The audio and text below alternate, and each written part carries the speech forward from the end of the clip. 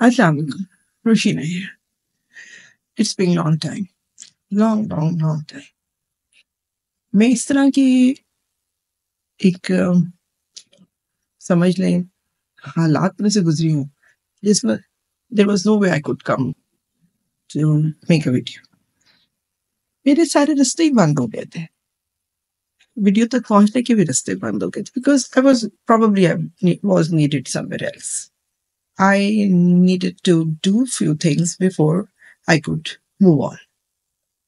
और बहुत कुछ हुआ है।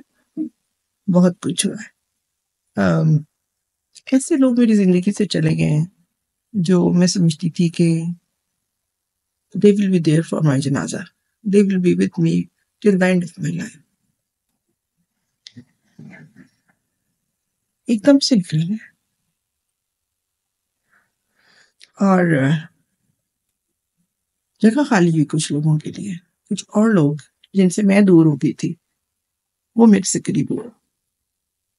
वो एक दूसरे को जानते नहीं है, कोई मेरे साथ इसलिए करीब नहीं हुआ कि कोई दूर हुआ है, ये ऑटोमेटिकली होता है, ये खुद ही होता है, स्पेस बनती है। ये भी जरूरी नहीं होता कि आप हर वक्त ये समझ रहे होते हैं आप एलिवेट हो रहे हैं, आप स्पिरिचुअली एलिवेट हो रहे हैं, आपकी एनर्जी बेहतर हो रही है। Sometime other people also get help you and you are left behind till you start working on yourself, inner work, and then get back to them. खुमार तो बहुत जल्दी चढ़ता है, ये एहसास बहुत जल्दी होता है कि हम शायद सबसे बेहतर हैं, या हमारे साथ जो हो रहा है वो किसी के साथ नहीं हो रहा, तो हम बहुत लाडले या हम बहुत खास हैं। ऐसे नहीं है। मोस्ट ऑफ द टाइम मैं तो अपने पे हैरान होती हूँ कि when will I stop making mistake? I'm 62 for God's sake. एक चीज जो मैंने इस दौरान में बहुत इंपॉर्टेंट सीखी, और जितनी जल्दी कोई सीख जाए उतना बेटर। हमें शुरू से ये बताया गया कि शिर्क करना कुफर है, शिर्क की माफी नहीं होती, लेकिन इस लफ्ज को इलैबोरेट नहीं किया गया। हमें ये कहा गया खुदा के अलावा किसी की इबादत करोगे तो वो शिर्क होगा। वो तो हम नहीं करते, लेकिन हम शिर्क कर जाते हैं इस वजह से कि we depend on others, we look up to this for assistance, for gratification, for appreciation, for companionship, for assistance, for being together।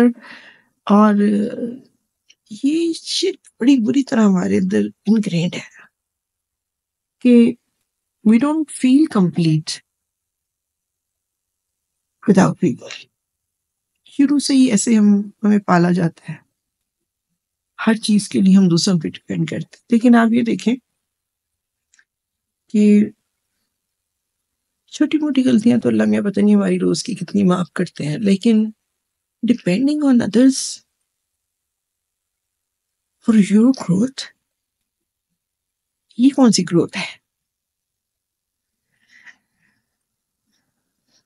बस इस हद तक हो सकता है कि आप किसी से कुछ सीख लें और फिर आगे बढ़े। When you start depending on people, मुंह की खाते हैं।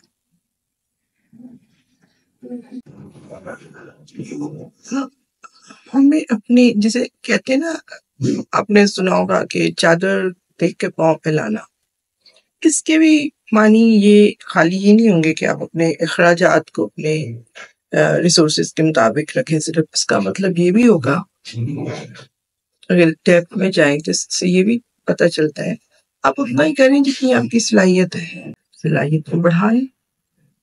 अगर और करना चाहते हैं वो बहुत फुलफिलिंग होगा, आपका वक्त अच्छा गुजरेगा, आप सीखेंगे। आप हर वक्त फोन की तरफ नहीं देख रहे होंगे कि आप कोई फ़ोन करके हेल्प करेगा, कोई आके आपको हेल्प करेगा, आप कहीं जाएँगे तो आपको कोई कुछ नहीं करेगा आपके लिए। कोई कर देगा तो उसकी बड़ी मेहरबानी होगी, लेकिन आपसे सिर्फ़ आपका हिसाब लिया जाना है। आपके वक़्त का हिसाब, आपकी सलाहियतों का हिसाब, आपकी एफ़र्ट का हिसाब। तो it is very, very good lesson of my life which I have learned.